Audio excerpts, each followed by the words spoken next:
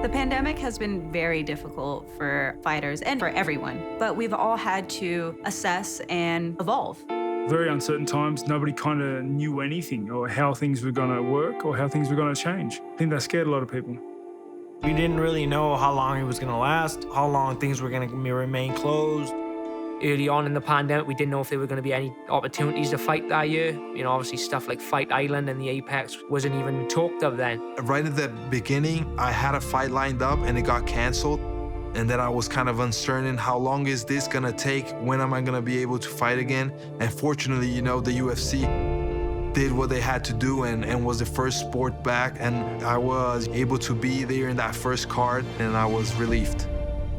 Dateline, Jacksonville, Florida. After a near 2-month pause in the action, the mixed martial arts leader is back. This is UFC 249, Ferguson versus Gaethje. Everybody's sitting at home. There's nothing to do. So, especially when we were the first sport to get back on, it made me excited to get out there and to put on a show for the people. When I found out the UFC would continue moving forward, having events during the pandemic, they were gonna build an actual facility just for us in Abu Dhabi, I was grateful. To be able to still work during these crazy times when a lot of people are out of work because of the way the pandemic hit, it was truly a blessing. UFC has really took the forefront of sports during this COVID era, you know, being able to have something for athletes and families and friends to get together and watch and, you know, do it in a safe manner. I think, again, it's another example of the UFC and fighters in general just pushing through when it's really, really tough. I think that we were the perfect ones for the job because I think we're the ones that always do that. It's very different to walk out with no crowd. You know, a lot of people draw off the crowd and the energy is very great, but to not have that is definitely different. So it's one of those things where you really have to lock in and focus. I love feeling the energy and I love having everyone feel what I feel.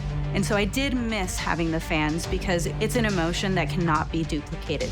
When Bruce Buffer announces us and usually we hear the crowd cheering and screaming my name, and then I hear Bruce Buffer and there's nothing but silence. It's kind of weird.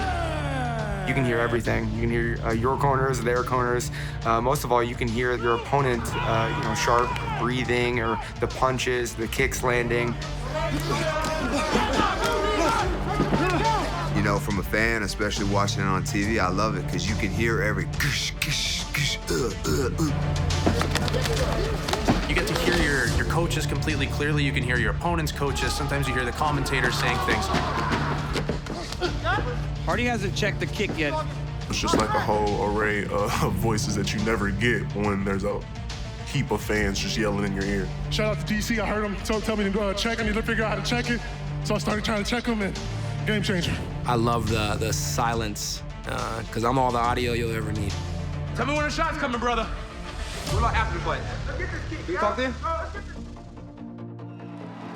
It is the night of all nights for the combat sports leader in front of a capacity crowd for the first time in more than a year. This is UFC 261. UFC 261, I mean, to be able to have the crowd back and that different type of atmosphere, but at the same time new, but at the same time old, it's like, wow, this is happening again.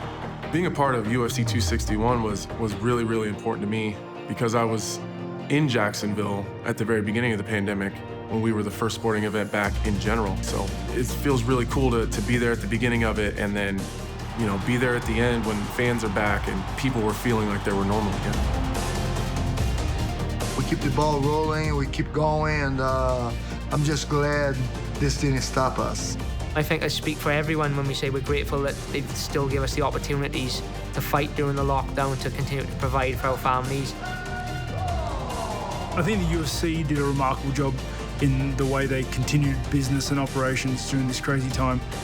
I think it's going to be looked at in the future. It's going to be studied, it's going to be revised, it's going to be followed. Dana White and everyone associated with the UFC has made history.